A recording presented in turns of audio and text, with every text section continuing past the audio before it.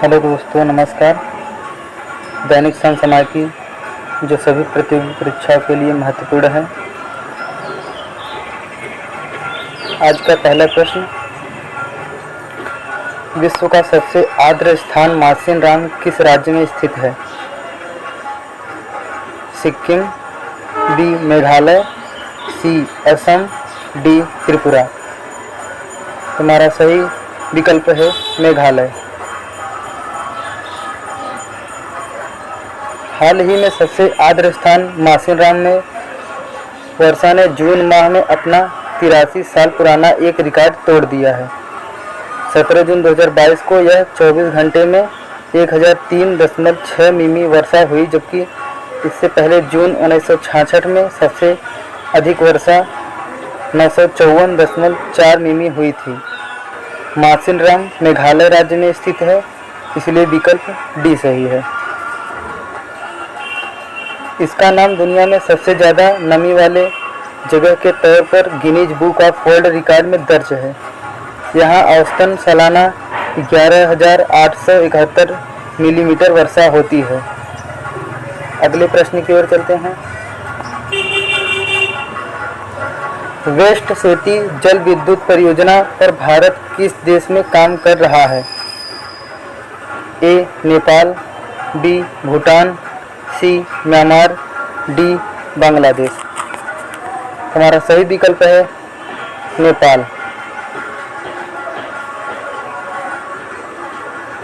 भारत नेपाल में एक महत्वाकांक्षी वेस्ट सेती जल विद्युत परियोजना का अधिग्रहण करेगा, इसलिए विकल्प ए सही है। भारत के राष्ट्रीय जल विद्युत निगम NHPC ने इस योजना पर प्रारंभिक कार्य शुरू कर दिया है। आपको बता दें कि नेपाल लगभग 6000 नदियों और 83,000 मेगावाट की अनुमानित क्षमता के साथ विद्युत स्रोतों के मामले में समृद्ध देश है। अगले प्रश्न पर चलते हैं। खाजागुड़ा हिल्स कहाँ स्थित है? ए हैदराबाद, बी महाराष्ट्र, सी राजस्थान, डी गुजरात। हमारा सही विकल्प है ए हैदराबाद। हाल ही में प्रकाशित खबर के मुताबिक हैदराबाद में 2500 मिलियन वर्ष पुरानी चट्टान को नष्ट करके घर बनाए जा रहे हैं। हैदराबाद में कुछ विशाल चट्टानें पाई जाती हैं, जिनमें से एक समूह को खाजागुड़ा हिल्स के नाम से भी जाना जाता है, इसलिए विकल्प ए सही है। अगले प्रश्न की ओर चलते हैं। अगला प्रश्न है, भारतीय नौसेना ने ऑपरेशन संकल्प किस क्षेत्र में शुरू किया था? ए फारस की खाड़ी, बी मलक्का जलसमूह, सी आर्कटिक महासागर, डी दक्षिण चीन सागर। इसका सही विकल्प है ए फारस की खाड़ी। भारत के समुद्री हितों की रक्षा हेतु INS तलवार फारस की खाड़ी में लगातार तीसरे वर्ष ऑपरेशन संकल्प के लिए तैनात है, इसलिए विकल्प ए सही है। फारस की खाड़ी क्षेत्र में विगत सुरक्षा स्थिति को देखते हुए भारतीय नौसेना ने 19 जून 2019 को ऑपरेशन संकल्प नामक समुद्री सुरक्षा संचालन शुरू किया था। इस ऑपरेशन का उद्देश्य हार्मुज जलसमूह से गुजरने वाले भारतीय जहाज़ों को मार्ग को सुरक्षित करना है। अगले प्रश्न की ओर चलते हैं। PME विद्या योजना के संबंध में निम्नलिखित कथन पर विचार कीजिए। एक, यह आत्मनिर्भर भारत अभियान के तहत शुरू की गई है। बी, यह डिजिटल ऑनलाइन ऑन एयर शिक्षा से संबंधित सभी प्रयासों को एकीकृत करेगी। उपरोक्त में से कौन सा कथन सही है? केवल एक, केवल दो, एक और दो दोनों, न तो एक न ही दो। इसका सही विकल्प है सी, केवल एक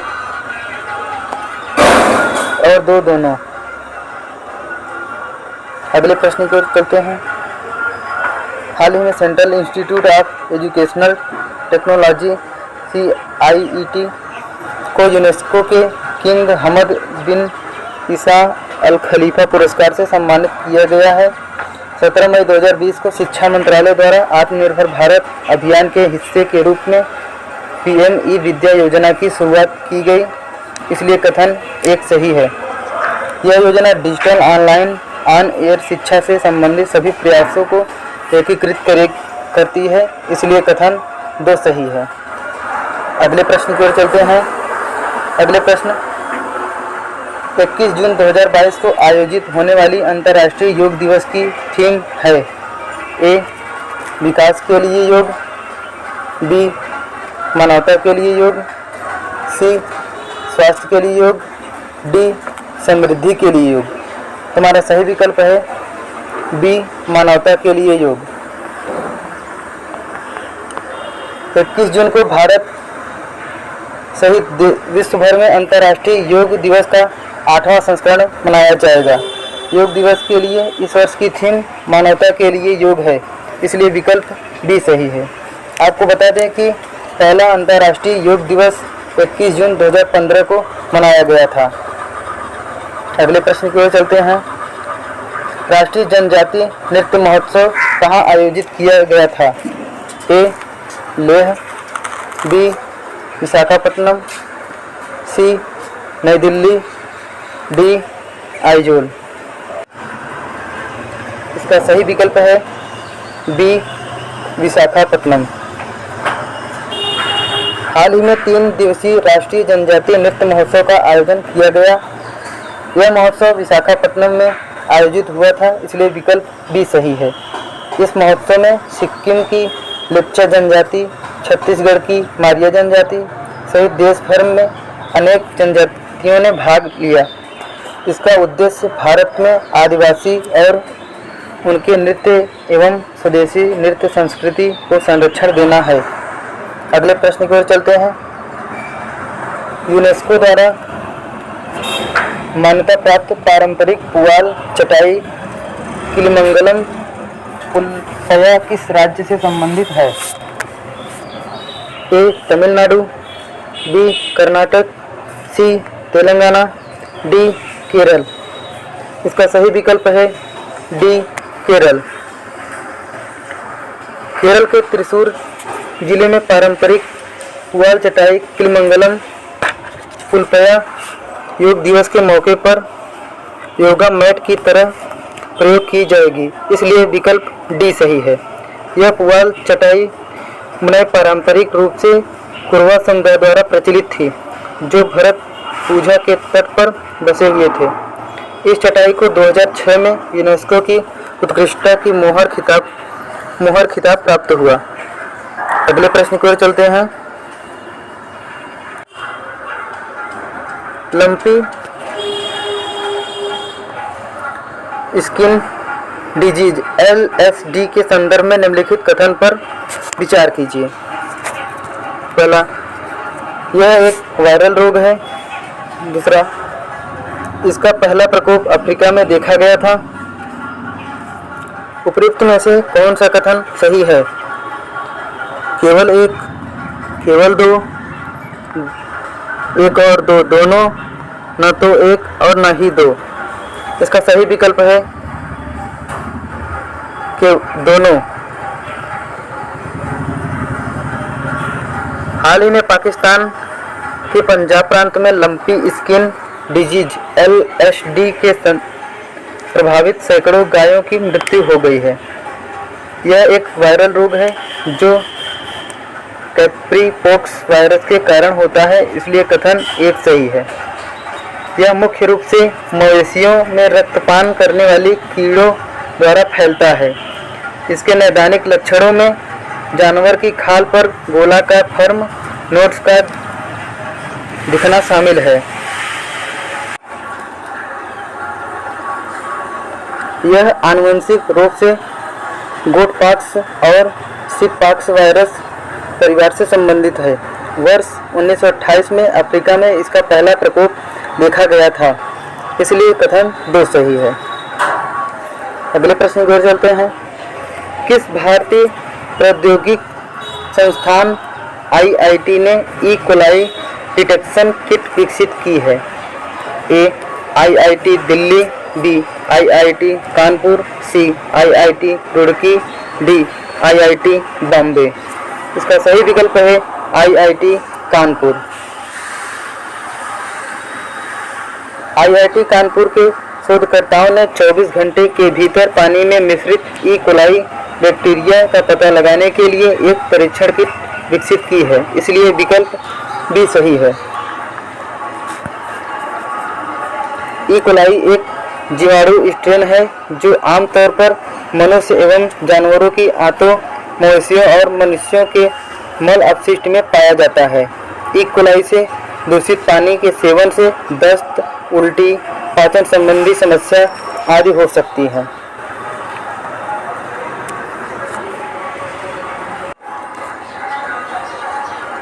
अगले प्रश्न को चलते हैं। अब अगला प्रश्न गलती से नहीं आ पाया है, इसके उत्तर को जान लेते हैं। तमिलनाडु के मुख्यमंत्री ने एक पत्र में कहा कि सहकारी संघवाद की भावना को मजबूत करने के लिए हर साल अंतर्राज्यीय परिषद की कम से कम 3 बैठकें होनी चाहिए। अंतर्राज्यीय परिषद की स्थापना संविधान के अनुच्छेद 263 के तहत की गई है। यह परिषद मूल रूप से विभिन्न राज्य सरकारों के बीच चर्चा के लिए एक मंच के रूप में कार्य करती है।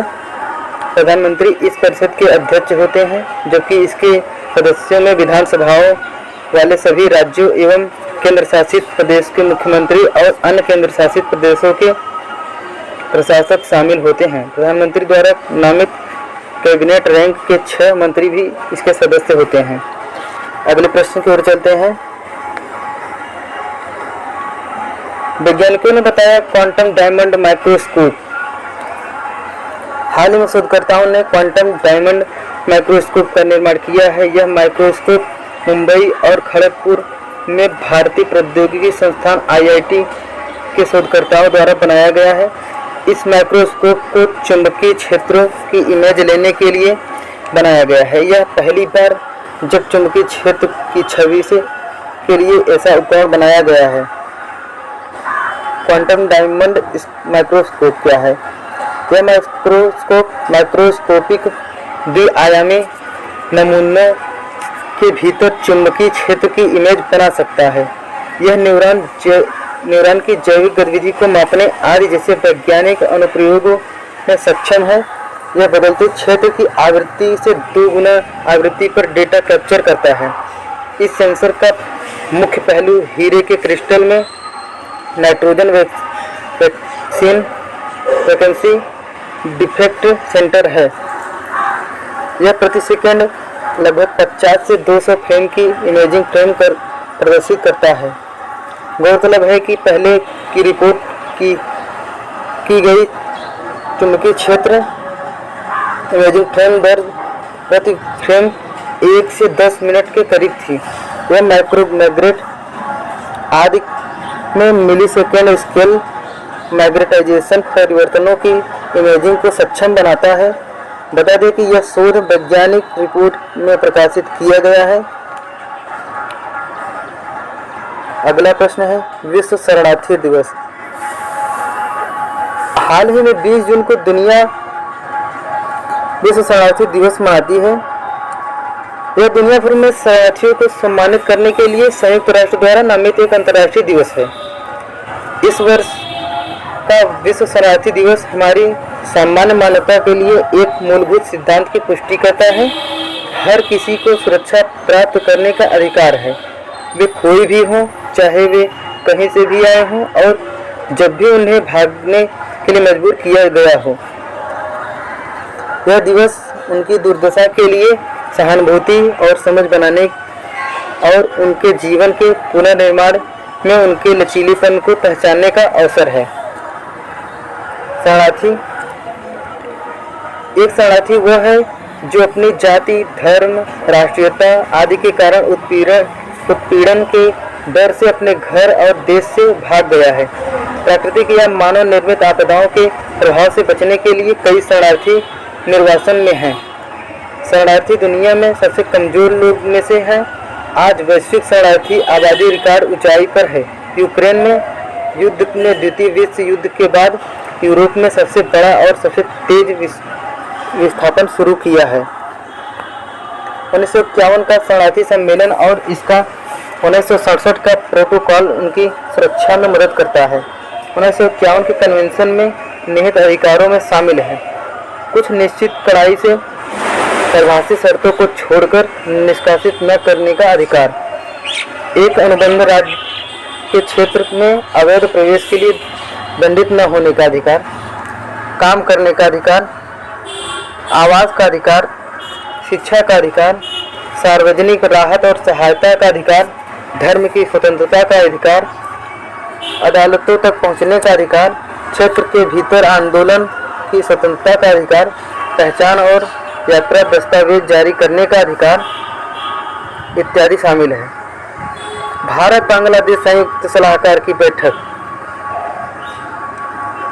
हाल ही में भारत बांग्लादेश के बीच 7वें दौर की संयुक्त सलाहकार आयोग की बैठक नई दिल्ली में संपन्न हुई। इस बैठक की सह अध्यक्षता भारत के विदेश मंत्री डॉक्टर एस जयशंकर और उनके बांग्लादेशी समकक्ष डॉक्टर AK अब्दुल मोमेन ने की। गौरतलब है कि कोविड-19 महामारी की शुरुआत के बाद से यह पहली भौतिक बैठक है। इसका पिछला संस्करण आभासी रूप से 2020 में आयोजित किया गया था। इस बैठक के दौरान विभिन्न मुद्दों जैसे साझा नदियों और जल संसाधन प्रबंधन, जलवायु परिवर्तन और आपदा प्रबंधन, कृषि और खाद्य सुरक्षा आदि क्षेत्रों में सहयोग को और गहरा करने पर बातचीत की है। इसके अलावा दोनों पक्षों ने सतत व्यापार के क्षेत्रों में सहयोग को और मजबूत करने के लिए मिलकर काम करने पर प्रतिबद्धता व्यक्त की है।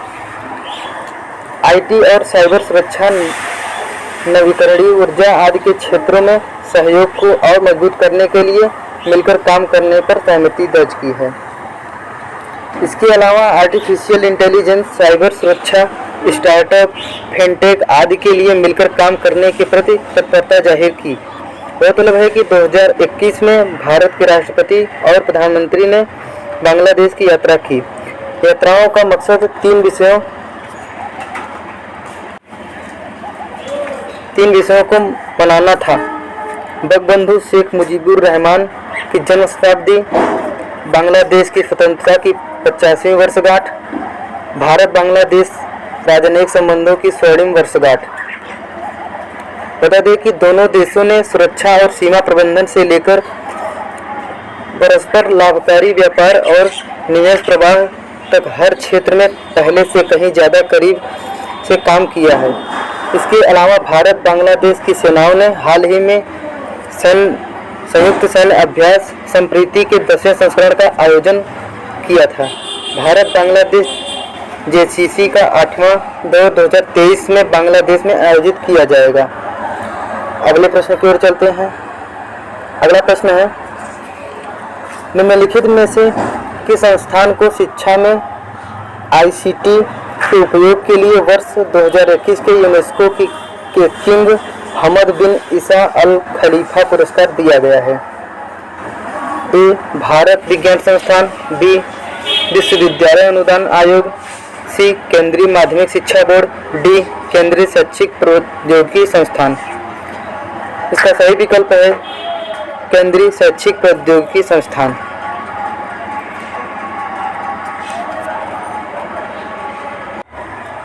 हाल ही में यह पुरस्कार केंद्रीय शैक्षिक प्रौद्योगिकी संस्थान को मिला है। अगला प्रश्न की ओर चलते हैं। हाल ही में जारी नौकरी वैश्विक स्थिति रिपोर्ट 2022 के अनुसार भारत वर्ष 2021 में अक्षय ऊर्जा प्रतिष्ठानों में कौन से स्थान पर है? A. पहले स्थान पर, B. दूसरे स्थान पर, C. तीसरे स्थान पर, D. चौथे स्थान पर।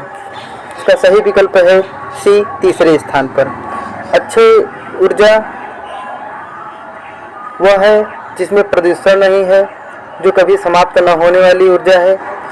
चीन इसमें पहला स्थान है, रूस का दूसरा स्थान है और तीसरा स्थान भारत का है। अगले प्रश्न की ओर चलते हैं।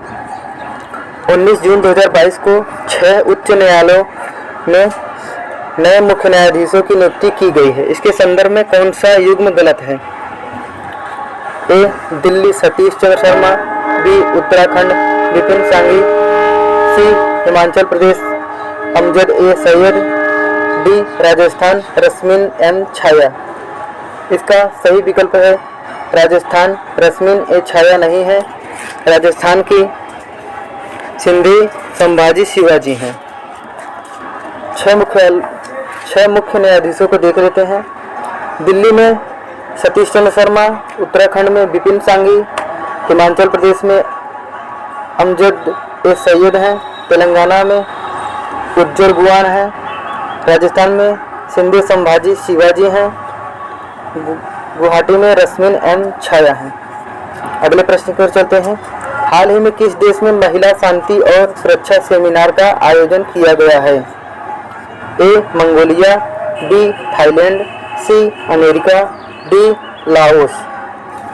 इसका सही विकल्प है ए मंगोलिया। महिला शांति और सुरक्षा सेमिनार का आयोजन मंगोलिया में किया गया। रूस और चीन के बीच मंगोलिया स्थित है। मंगोलिया को ही लैंड लॉक कंट्री भी कहा जाता है। गोबी का मरुस्थल मंगोलिया में स्थित है। भारत मंगोलिया के बीच नोमैडिक एलिफेंट एक्सरसाइज होता है। अगले प्रश्न की ओर चलते हैं। हाल ही में किस राज्य में स्थित नोंग खिल्लेम वन्य जीव अभ्यारण्य के पास बैम्बू वेलिंग बैट की एक नई प्रजाति खोजी गई है? ए केरल, बी मेघालय, सी उड़ीसा, डी असम। इसका सही विकल्प है बी मेघालय। हाल ही में मेघालय में स्थित नोंग खिल्लेम वन्यजीव अभ्यारण्य के पास बैम्बू वेलिंग बैट चमगादड़ की एक नई प्रजाति खोजी गई है। इसका नाम गिल स्क्रोपस मेघालयन रखा गया है, जो बांस के पेड़ पर स्वयं को सेट कर लेती है। मेघालय की राजधानी शिलोंग है। शिलोंग में ही असम राइफल्स का भी मुख्यालय है। मेघालय के मुख्यमंत्री कॉनरेड संगमा, जो नेशनल पीपुल्स पार्टी से संबंधित हैं। अगले प्रश्न की ओर चलते हैं। हाल ही में किसे वर्ष 2022 के लिए विश्व का सर्वश्रेष्ठ हवाई अड्डा घोषित किया गया है? ए नरीता अंतर्राष्ट्रीय हवाई अड्डा, बी सिंगापुर चांगी हवाई अड्डा, सी टोक्यो अंतर्राष्ट्रीय हवाई अड्डा, डी अहमद अंतर्राष्ट्रीय हवाई अड्डा। इसका सही विकल्प है डी अहमद अंतर्राष्ट्रीय हवाई अड्डा। अगले प्रश्न की ओर चलते हैं। 2026 फीफा वर्ल्ड कप किस एक देश में आयोजित नहीं किया जाएगा? A Qatar, B America, C Canada, D Mexico. इसका सही विकल्प है ए कतर। 2018 में इसका आयोजन रूस में हुआ था, जिसके विजेता फ्रांस। 2022 में कतर दोहा में आयोजित किया गया। 2026 में उत्तरी अमेरिका के यूएसए, कनाडा, मैक्सिको में आयोजित किया जाएगा। 2024 का ओलंपिक पेरिस में आयोजित किया जाएगा। ये वीडियो अच्छी लगी हो तो वीडियो को लाइक कीजिए, कमेंट कीजिए, चैनल को सब्सक्राइब कीजिए और ज़्यादा से ज़्यादा लोगों को शेयर कीजिए। बहुत बहुत धन्यवाद।